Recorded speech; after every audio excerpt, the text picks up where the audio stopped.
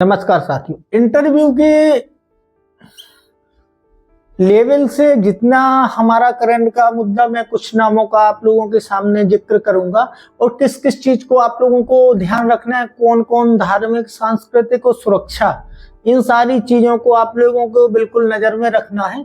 तो हमारा इस बार जो भारत देश का नाम ऊंचा किया है, भारत देश की छवि को बरकरार रखा है, बरकरार नहीं मैं कहूँ कि एक उपलब्धि प्रदान करवाई है, वो आपने एक डी गुकेश का नाम सुना होगा, डोमा राजू। यदि आप लोग इसका फुल फॉर्म याद रखना, कोई पूछ ले धोखे में, मुझे तो लगता है पूछेंगे नहीं, लेकिन आप लोगों से ये इसका इसलिए खासियत आप लोगों को पता होना चाहिए कि मात्र 18 वर्ष का एक नौजवान है, हमारे तमिलनाडु का, चेन्नई में जन्मा हुआ, और जिसने विश्व चैंपियनशिप, हमारी अभी विश्व शतरंज चैंपियनशिप यहाँ पे आयोजित हुई थी सिंगापुर में। तो सबसे पहले तो आप लोगों को ये सिंगापुर का नाम याद रखना है कि कहाँ हुआ था ये विश्व चैंपियनशिप। इसने शतरंज में पिछले कई वर्षों से चाइना का एक दबदबा बनाए हुए खिलाड़ी था, उसको हरा दिया है। तो सबसे पहले तो ये चाइना के पर्पज से बड़ी महत्वपूर्ण खबर हो जाती है कि 2013 के बाद हमारे विश्वनाथ आनंद जी आखिरी शतरंज चैंपियन थे। उसके बाद अभी तक ऐसा कोई मेडल नहीं जीत पाए, लेकिन डी गुकेश नाम के इस युवा ने हमारे भारत को गौरवान्वित किया है। तो इस घड़ी में आप लोगों को इसको ज्यादा याद रखना है। अब दूसरा क्यों याद रखना है, क्योंकि इन सारे, पहले तो मैं आप लोगों को एक बात बता दूं कि 1991-92 में राजीव गांधी खेल रत्न पुरस्कार चलता था, इसको अभी वर्तमान समय में नाम बदलकर मेजर ध्यानचंद खेल रत्न पुरस्कार के नाम से स्थापित कर दिया। अब नाम बदलना कितना सही है, ये मैं इसी में आप लोगों को, या कोई एक अलग क्लास में, जैसे आप लोगों ने देखा हुआ कोई उत्तर प्रदेश से हो या किसी और राज्य से, कई जगह के नाम बदले जाते हैं, जैसे इलाहाबाद का प्रयाग किया, तो ये मैं किसी एक अलग क्लास में आप लोगों को इसमें आपका दृष्टिकोण विकसित करवा दूंगा कि आखिर क्यों नाम बदलना चाहिए और क्यों नाम नहीं बदलना चाहिए। ठीक है, क्या जरूरत है नाम बदलने की, जैसे वैसे क्यों ना रहने दिया जाए। तो ये सारी चीजों पे मैं आप लोगों को, लेकिन अब वर्तमान में मेजर ध्यानचंद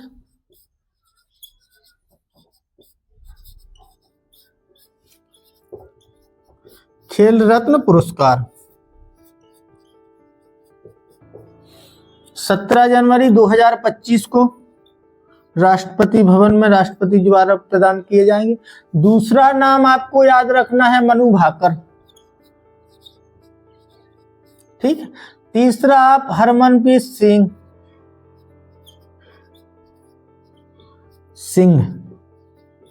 ठीक है, चौथा प्रवीण कुमार।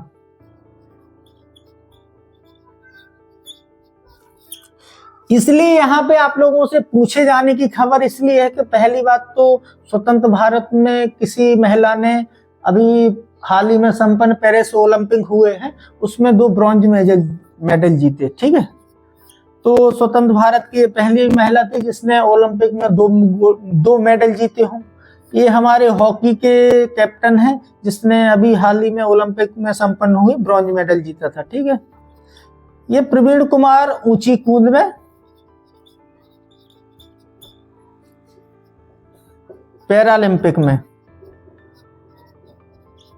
गोल्ड मेडल जीता है। ठीक है, ये आपको याद रखना। यदि पूछ लिया जाए कि किसने गोल्ड, तो ये पैरालंपिक में ऊंची कूद में प्रवीण कुमार जी ने हमारे भारत का नाम ऊंचा किया है। और ये महिला को कितना हमारे यहाँ पे अब बराबरी का या समानता का और या कितना सपोर्ट किया जा रहा है सरकार द्वारा या उनके परिवार के द्वारा, इससे आप लगा सकते हैं अंदाज। तो इसका आपको डी गुकेश का नाम जरूर याद रखना है, किस चीज में कहाँ पे क्या किया है ये याद रखना है। मेजर ध्यानचंद, 4 लोगों को पुरस्कार दिया गया। अब यहाँ से जुड़ती क्या चीज है जो आपसे पूछी जा सकती है, मेन मुद्दा आपका ये है। 5 लोगों को जो हमारे गुरु क्षेत्र में, आप धर्म गुरु की तैयारी कर रहे हैं इसलिए आपको महत्वपूर्ण है। गुरु, या आप लोगों को मैं बोल दूं कि कोच, द्रोणाचार्य पुरस्कार दिया जाता है।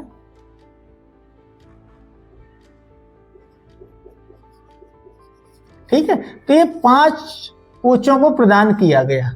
अब ये द्रोण नीति क्या है, द्रोणाचार्य कौन थे, किन लोगों को द्रोणाचार्य जी ने युद्ध नीति सिखाई, कैसा क्या ये बैकग्राउंड, आप धार्मिक यदि क्षेत्रों से संबंधित रखते हैं, आप ज्यादा ज्ञान, तो सारी चीजें आप लोगों को इसलिए महत्वपूर्ण हो जाती है। मेरा पर्पस यहाँ बताने का था, ठीक है।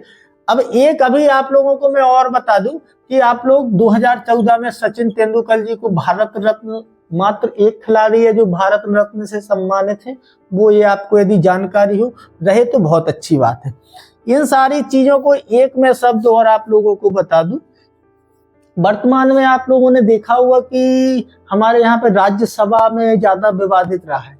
तो ये आजादी के बाद हमारे भारत में एक नाम याद रख लेंगे कि पूछा जा सकता है, जैसे आप लोगों को कई बच्चों को पता होगा कि हमारे उपराष्ट्रपति, या किसी को नहीं पता, मेरे हिसाब से तो सबको पता होगा, लेकिन राज्यसभा के सभापति का नाम यदि आपसे पूछ लिया जाए तो वहां पे आप फंस सकते हैं, क्योंकि यही एंगल एक बन सकता है कि अभी जितने हमारे स्वतंत्रता के बाद राज्यसभा के सभापति 75 साल मतलब 77 साल, अभी पहली बार अविश्वास प्रस्ताव या हम लोग महाभियोग बोलेंगे कि विपक्ष ने राज्यसभा में प्रस्ताव पेश किया है उपराष्ट्रपति जी को हटाने के लिए।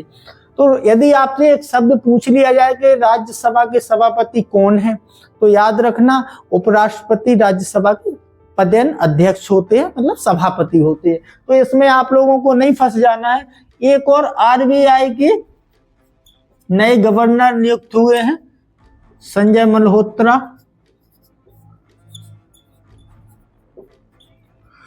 ये खबर यदि आप याद रख जाए तो बहुत अच्छी बात है। बाकी इन 4 लोगों को आप लोगों को याद रखना जरूरी है। और पुरस्कार नाम कब बदला गया और पहले पुरस्कार का नाम क्या था, ये सारी चीजें आप लोगों को याद रखनी है, क्योंकि हमारे जहाँ भी भारत की प्रतिष्ठा कोई बढ़ाता है कोई भी, तो वो साधारण तौर पर शायद आपसे ऐसी जानकारी इंटरव्यू में मांगी जा सकती है। आप लोगों को मैंने बोला था कि बिल्कुल एक युद्ध स्थिति जैसे आप लोगों को तैयार होके जाना है, क्योंकि वहां पे आपको कोई पाबंदी है नहीं है इंटरव्यू पैनल वालों को कि आपसे वो क्या नहीं पूछ सकते हैं। आपको दिमाग में एक बात सेट करके जानी है कि वो हमसे सब कुछ पूछ सकते हैं, ठीक है। तो ये सारी चीजें याद रखना, ये मैं जो आप लोगों की जरूरत के हिसाब से है। और मैंने बोला था कि जो भी धार्मिक महत्व या सांस्कृतिक महत्व कोई भी चीजें हो, तो ये चीजें मैं आप लोगों को बता देता हूं।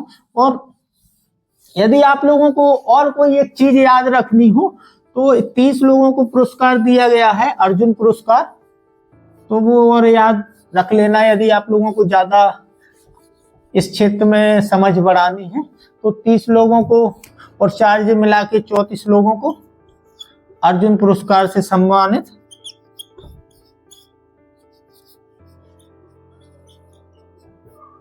ऐसी चीजों पर, ऐसी खबरों पे जो हमारी सुरक्षा की दृष्टि से इन चीजों में ज्यादा महत्व रखती हूँ, इन सारी चीजों पे आप लोगों को जरूर, यदि आप लोग अखबार पढ़ते हो, मेरा मानना है कि आप जितनी ज्यादा चीजें पढ़े उससे अच्छा है कि जितनी कम चीजें आप लोग पढ़े और अपने दिमाग में सेट कर पाए, वो आपको ज्यादा फायदेमंद होगी। तो इसलिए इन सारी चीजों के छोटे छोटे, जो मैंने कहा था कि एक विशेष घटना हो, एक अनूठी घटना हो, ठीक है, या कोई भी आपके, मैं ऐसी आपके धार्मिक कर्मकांडों से भी बोलता हूँ कि कोई भी ऐसा मंत्र हो या कोई भी ऐसी विधि हो जिसमें कम लोगों का फोकस जाता हो, तो वो उससे पूछने की संभावना आपकी ज्यादा बनती हो। तो आप हर ऐसी चीजें स्थिति में तैयार, मेरी नजर में जितनी आती हैं आपके काम की, वो मैं हमारे राष्ट्रीय महत्व की चीजें मैं आप लोगों तक पहुंचाता रहता हूं। और ऐसे भी मैं जो भी छोटे छोटे जो आपसे पूछी जा सकती, वो सारी चीजें भी मैं आप लोगों को बताता रहूंगा।